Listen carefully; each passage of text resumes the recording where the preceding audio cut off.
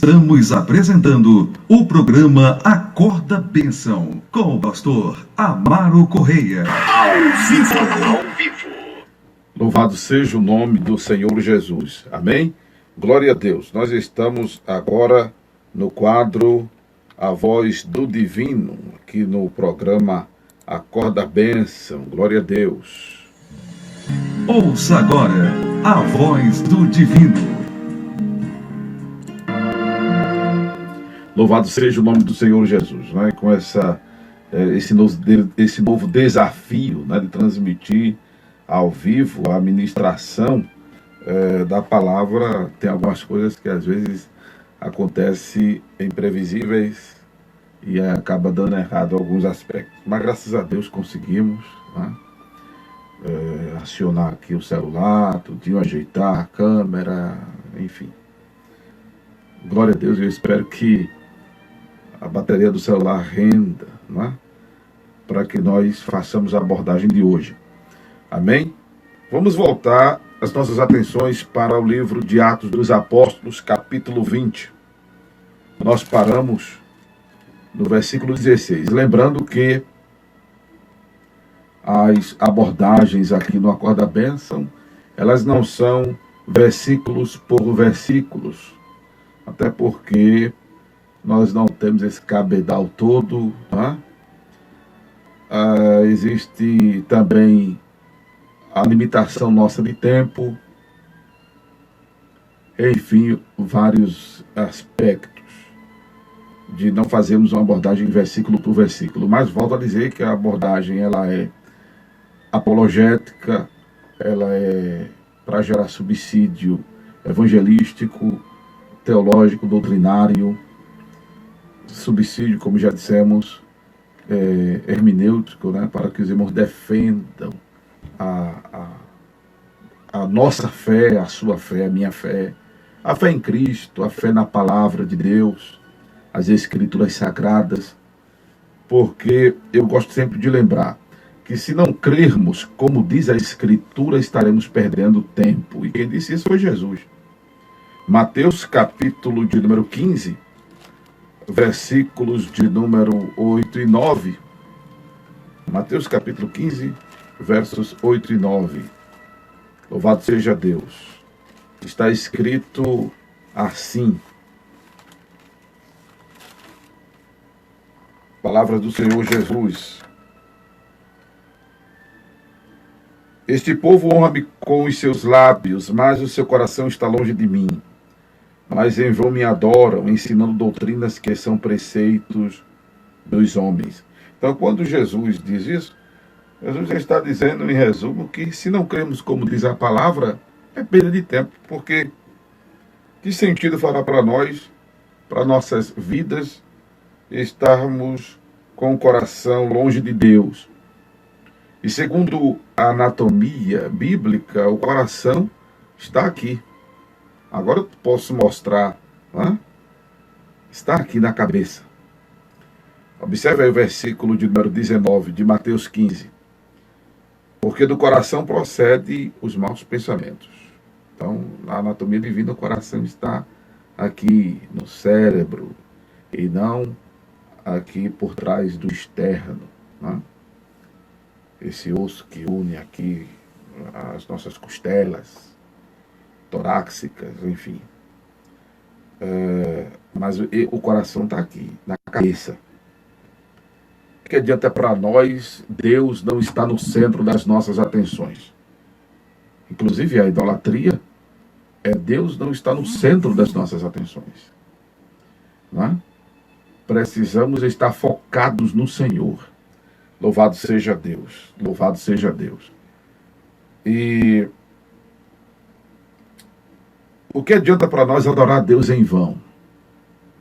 A adoração não passar do teto que nos cobre. O que adianta isso para nós? Nada. É perda de tempo. Não é? O que adianta para nós honrar Deus de lábios? É que a vista não está ajudando? É preciso do óculos mesmo. Esse povo, porque começa o versículo 8 dizendo: esse povo honra-me com seus lábios. Né? O que adianta adorar a Deus só de lábios e o coração está distante dele? O que adianta adorar a Deus em vão?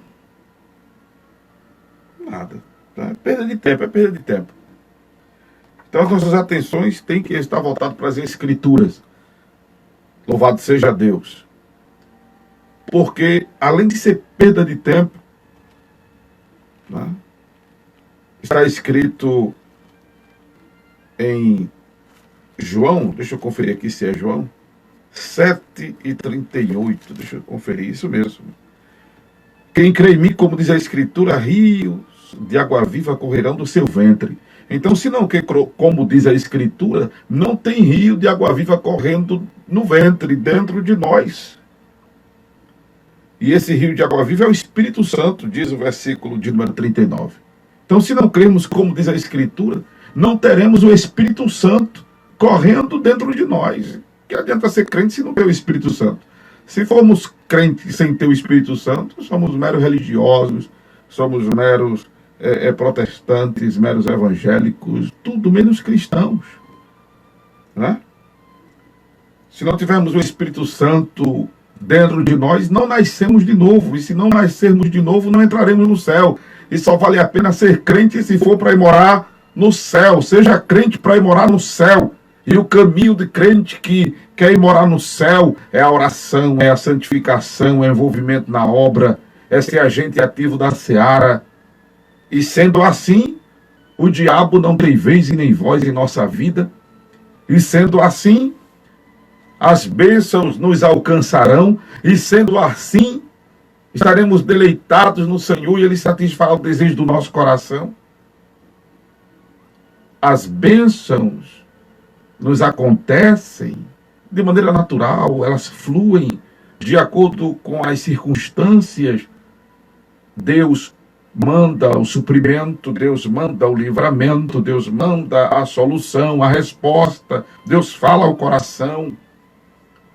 Não precisamos estar tentando transformar a oração em jejum, louvor, evangelismo, oferta, dízimo e moeda de troca, porque Deus não aceita suborno, amados irmãos. Está convergendo aos templos só em função de bênção, isso não é o cristianismo que a Bíblia nos apresenta. Louvado seja Deus. Para ser abençoado, eu já disse uma vez, não precisamos estar dentro do templo. As bênçãos nos alcançarão de que aqui estivermos. Louvado seja o nome do Senhor. Se formos crentes para ir morar no céu, e devemos ser crentes para ir morar no céu, o caminho é esse, é oração, santificação, envolvimento na obra, consagração a Deus. O que é consagração? Não é passar um período de jejum e oração. Consagração é dedicação, é exclusividade, é determinação em servir a Deus. Faça chuva, faça sol, esteja bem ou esteja mal, esteja liso ou abastado de fortuna, abastecido de fortuna, não é? Na fartura ou na necessidade, enfim, é servir a Deus com determinação. De maneiras que nada nem ninguém nos impeça de fazer a obra, de estarmos dedicados a Deus. Isso é consagração. E quando vivemos nessa dedicação, nessa exclusividade para Deus, aí, amados, volto a dizer, o diabo não tem vez nem voz em nossa vida, não é? E não tem macumba, olho grande, mal olhado, olho gordo que pegue. Amém? Porque estamos envolvidos ali com o Senhor. E quando estamos envolvidos com o Senhor, Ele cuida de nós em todos os sentidos e aspectos. Procure estar envolvido com Deus. Procure estar envolvida com Deus. E aí fluirá. A Bíblia diz, em N situações, Deuteronômio 28, Mateus capítulo 6, que é celebremente conhecido, buscai em primeiro lugar, olha aí, o reino de Deus e as demais coisas vos serão acrescentadas. O Senhor diz para que não andemos solícitos com o amanhã, com comer, com calçar, com vestir, com beber, porque Ele cuida de nós mais excelentemente do que das aves do céu, do que dos lírios do campo. Mateus capítulo 6, Louvado seja o nome do Senhor. Versículo de número 26 em diante. O versículo 25 em diante. Por isso vos digo, não andeis cuidadosos quanto à vossa vida, pelo que haver de comer, ou pelo que haver de beber, nem quanto o vosso corpo, pelo que haver de vestir. Não é a vida mais do que o mantimento e o corpo mais do que a vestimenta? Olhai para as aves do céu, que não semeiam, nem cegam, nem ajuntam em celeiros, e vosso Pai Celestial as alimenta. Não tendes vós muito mais valor do que elas? Você vale muito para Deus. Você é importante para Deus. E qual de vós poderá, com todos os seus cuidados, acrescentar um côvado à sua estatura? E quanto ao vestuário, por que andais solícitos?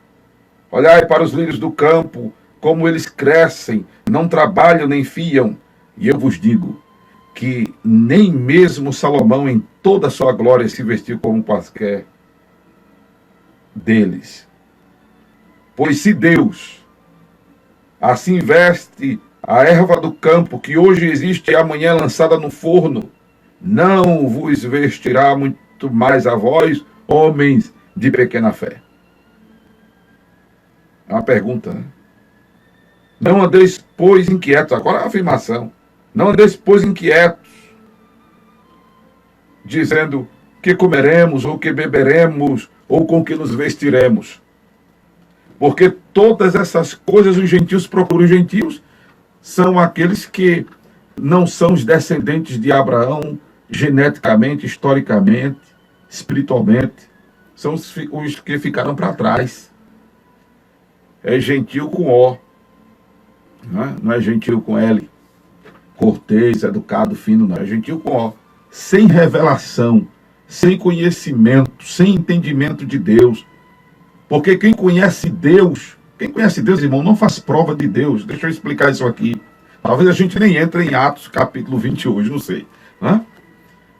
Mas deixa eu dizer que... Aí você diz, mas pastor, a Bíblia não diz fazer prova de mim. Quando Deus disse isso, está registrado em Malaquias, para fazer prova dele, Deus estava mandando fazer prova dele um povo que não o conhecia. Um povo incrédulo, um povo que... estava desconfiado de Deus, um povo que estava sem acreditar que Deus é o Deus da provisão, é o Deus do cuidado. Por isso que está escrito, fazer prova de mim. Porque era um povo que estava sendo cético ao princípio do dizimar, que era uma obrigatoriedade dentro da lei para a manutenção da tribo de Levi.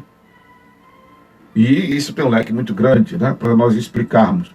Porque tem pessoas que são contra o dízimo, mas é importante dizer coisas básicas aqui.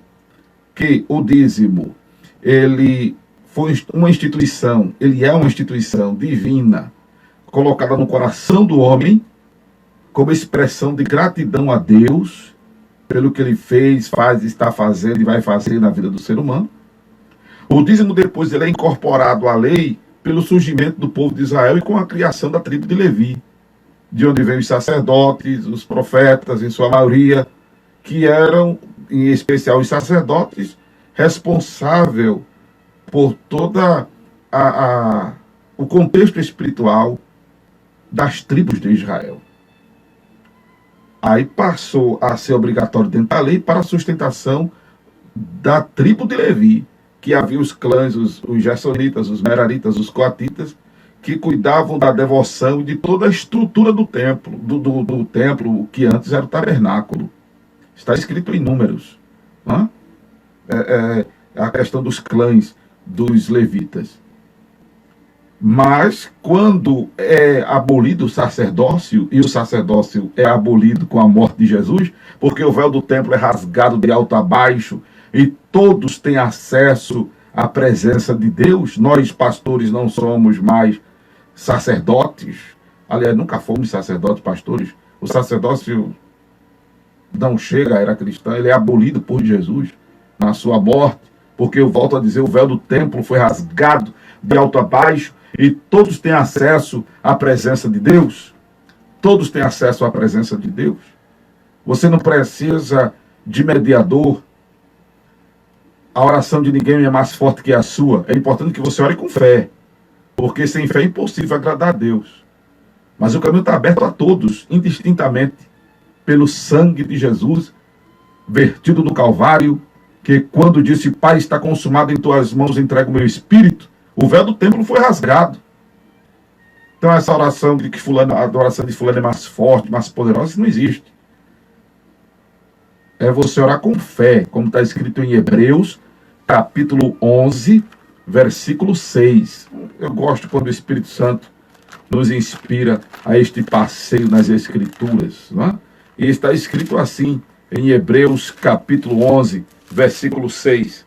Ora, sem fé é impossível agradar-lhe, porque é necessário que aquele que se aproxima de Deus creia que ele existe e que é galardoador dos que o buscam. Aleluia. E nos foi consagrado um novo e vivo caminho pelo sangue de Jesus. Hebreus capítulo 10, versículo de número 19. Tendo, pois, irmãos, ousadia para entrar no santuário pelo sangue de Jesus, pelo novo e vivo caminho que ele nos consagrou pelo véu, isto é, pela sua carne. E tendo um grande sacerdote sobre a casa de Deus, cheguemo-nos com verdadeiro coração e inteira certeza de fé, tendo o coração purificado da má consciência e o corpo lavado com água limpa. Mas observe, o caminho foi aberto por Jesus. Então não existe a oração de fulano que é mais poderosa, de ciclano, não. Se fulano orar com fé, claro, a oração se tornará eficaz. Você precisa orar com fé para a sua oração ser eficaz. Se aí voltando aqui, a questão rápida sobre o dízimo.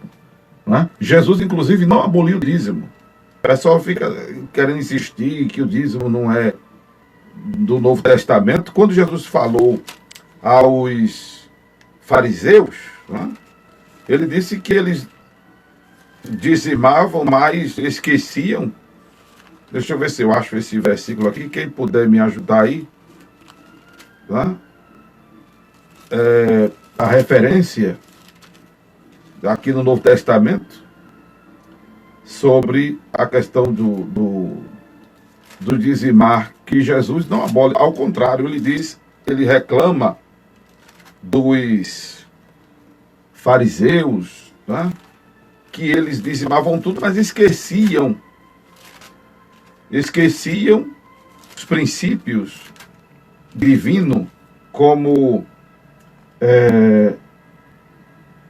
a justiça, a misericórdia, não é? Louvado seja o nome do Senhor Jesus. E aí o Senhor reclama isso deles, que eles deveriam fazer sem desprezar, não é? A justiça e a misericórdia.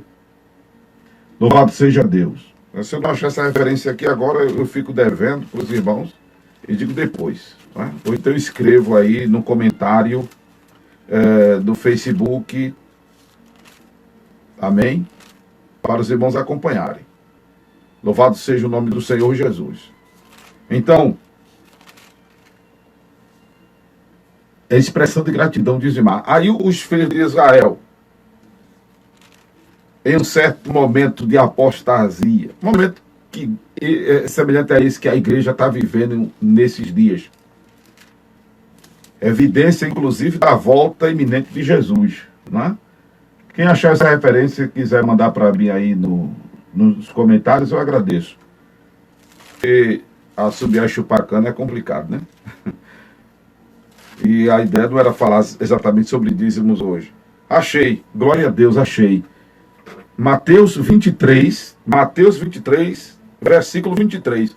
Ai de vós, escribas e fariseus hipócritas, pois que dais o dízimo da hortelã, do endro e do cominho, e desprezais o mais importante da lei, o juízo, a misericórdia e a fé. Observe aqui agora as palavras de Jesus. Deveis, porém, fazer essas coisas. Fazer o quê? Dizimar do hortelã, dizimar do endro, dizimar do cominho. Mas não desprezar essas coisas. Não desprezar o juízo, a misericórdia e a fé. Deveis, porém, fazer essas coisas e não omitir aquelas. Porque tem pessoas que acham que eu sou dizimista e pronto, acham que pode ficar por aí pecando em todos os sentidos. Acham que porque são dizimistas acabou, é só isso. Não precisam viver uma vida de consagração, de oração, de santificação, de envolvimento na obra, de evangelização, de visitação, de assistência aos necessitados. Acham que dízimo é moeda de troca. E dízimo não é moeda de troca, é expressão de gratidão a Deus. Amém? Se algum pastor estiver ensinando que por você ser dizimista, você não ficará doente, você não sofrerá acidente, você não sofrerá danos, não sofrerá perda, esse pastor está enganando você. Essa denominação está enganando você. Dízimo não é moeda de troca, é expressão de gratidão a Deus. Aí e dentro da lei, quando Deus estabeleceu isso para os filhos de Israel, Deus disse, eu vos abençoarei. Aí houve um momento que o povo ficou duvidando disso. É quando Deus diz a eles, fazei prova de mim, para a gente não perder o foco. Fazei prova de mim. Aí você acha que fazer prova de Deus é bíblico? Não, isso é para quem não conhece Deus. Porque quem conhece Deus, sabe que Deus é providência, sabe que Deus é livramento, sabe que Deus não desampara, que Deus cuida, que Deus, aleluia, é fiel. Deus é fiel. Amém, amados? Então, precisamos, louvado seja o nome do Senhor Jesus, ser crente como diz a Escritura, para que rio de água viva flua em nosso interior.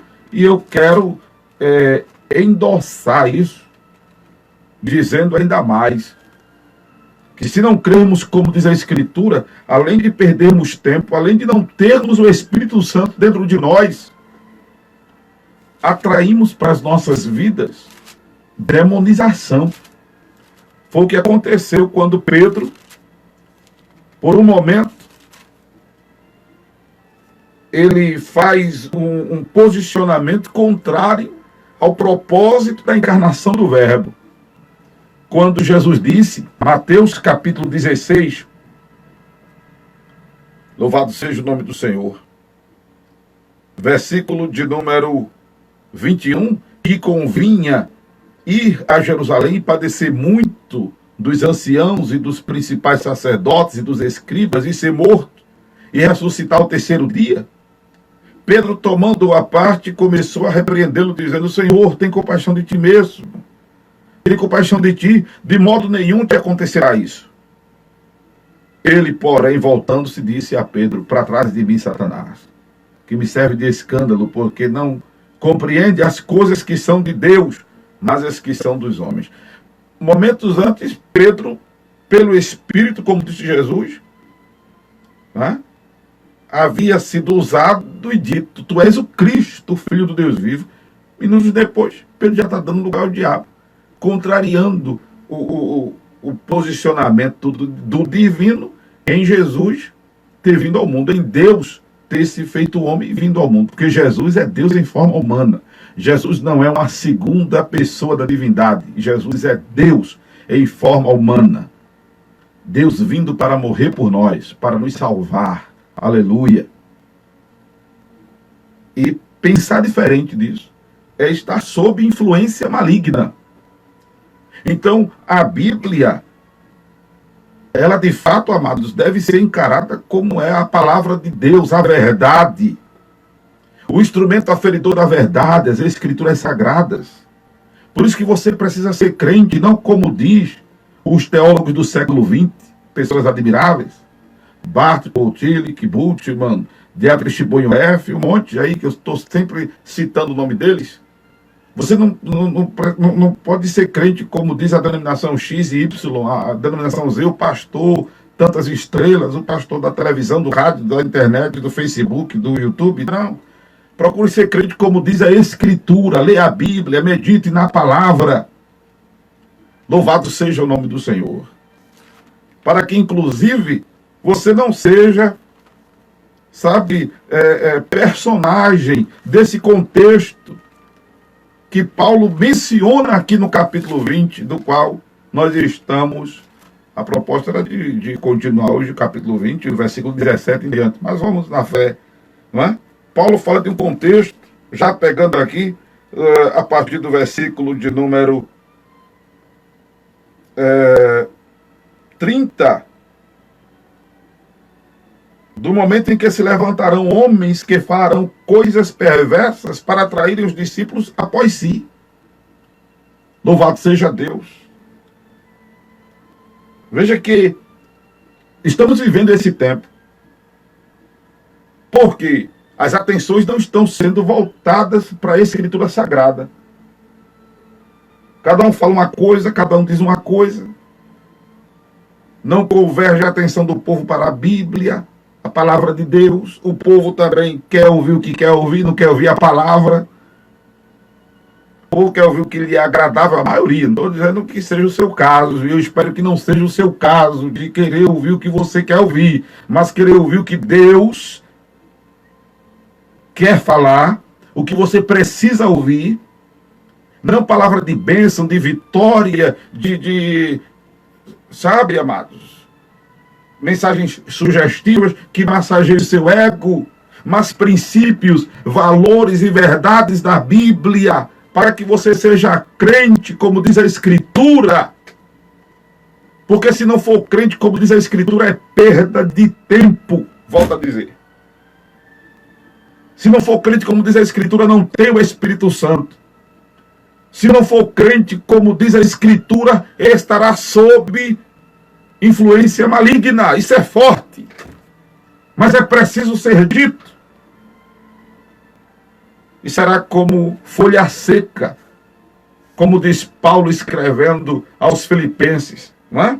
Que Deus tem levantado pessoas que está sendo um grande problema, pastores perdendo o foco do chamado, lideranças perdendo o foco do chamado, porque Deus nos levantou, amados, para que a igreja não seja como um menino inconstante levado em roda por todo o vento de doutrina pelo engano dos homens que com astúcia enganam fraudulosamente. Efésios 4, versículo 14. E tem muita gente assim hoje, meninos inconstantes levados em roda por vento de doutrina pelo engano dos homens, porque a palavra não está sendo falada como na época do profeta em que foi dito: o meu povo erra por não conhecer as Escrituras. Louvado seja Deus. Isso está acontecendo hoje. Há muitas palavras de psicologia, há muitas palavras de efeito. É bacana quando o pessoal posta, sabe, o dizer de fulano, o dizer de Beltrano, o dizer de ciclano, é bacana. Mas não abra mão do que diz a Bíblia. Até porque todas essas coisas que a turma fala aí é cópia, ou versão, ou interpretação, ou exegese do que diz a infalível, a verdadeira, a imutável, a penetrante palavra de Deus, o martelo que esmiuça a penha, a espada do Espírito Santo. Aleluia! É bacana, alguns pensamentos filosóficos, tal, mas é tudo, sabe, amados, extraído daqui, viu? Mas você não sabe porque você, de repente, não lê a Bíblia. Você já leu a Bíblia toda, pelo menos uma vezinha sequer? Você tem o hábito de ler a Bíblia regularmente? Salmo 1 até diz que se eu não faço isso constantemente, eu estou comprometendo a minha natureza espiritual. Porque o prazer do justo é meditar na palavra do Senhor dia e noite. Você não tem o prazer na palavra, eu estou descaracterizado como justo do Velho Testamento, que corresponde ao nascido de novo, ao cristão, ao filho de Deus, a nova criatura do Novo Testamento. Louvado seja o nome do Senhor Jesus. E o surgimento de homens, né, fraudulentos, expressão de Paulo aos Efésios, no capítulo 4, homens que atrairão discípulos após si, conforme a revelação aqui em Atos 20, acontece por conta da vulnerabilidade do povo.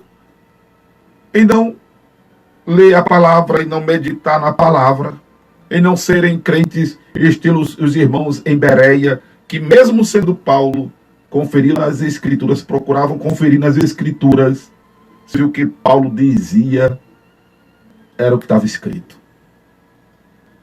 Por isso que eu me preocupo em citar referências, etc.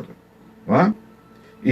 Claro, isso não é tudo, porque referência por referência tem segmentos religiosos aí que dão banho de referência para afirmar, tornar veraz o que eles dizem. E não é por aí, não é por quantidade de versículos. Preste atenção a isso, essa nota hermenêutica que eu estou dando aqui. Não é pela quantidade de versículos que determinada doutrina seja veraz, seja verdadeira. Não. Mas é a testificação do Espírito Santo. Amém? Um versículo só pode desbancar, sabe, uma lista de referências que alguém citarem por aí. É só você coadunar a expressão aos princípios morais de Deus, à pessoa de Deus. Amém? É simples isso. Louvado seja o nome do Senhor Jesus. E essa foi a preocupação de Paulo, irmãos. Não é? Paulo, como nós dissemos na abordagem anterior, lembrando que essa é a segunda parte de Atos capítulo 20, que eu estou abordando, Paulo, ele tinha esse cuidado. Não é? E ele chega a dizer aos irmãos, capítulo 20, versículo de número 19, de ter servido ao Senhor com humildade, lágrimas e tentações que pela estrada dos judeus lhe sobreveio, como nada que útil fosse, ele deixou de anunciar e ensinar publicamente e pelas casas, testificando tanto a judeus como aos gregos a conversão a Deus e a fé em nosso Senhor Jesus Cristo. Louvado seja o nome do Senhor. Mas o que eu quero citar dentro desse contexto, né, é o que ele fala, além de não ter a sua vida por preciosa e cumprir com alegria a carreira e o ministério que tinha recebido do Senhor Jesus, era o testemunho que ele dava do evangelho da graça de Deus. Ao ponto, inclusive, de dizer que estava limpo do sangue de todos, porque não tinha sonegado a verdade. Não tinha sonegado a verdade. Como já citamos o versículo 31, na abordagem anterior, que ele não cessou durante 3 anos, noite e dia, de admoestar com lágrima a cada um dos irmãos. Amém?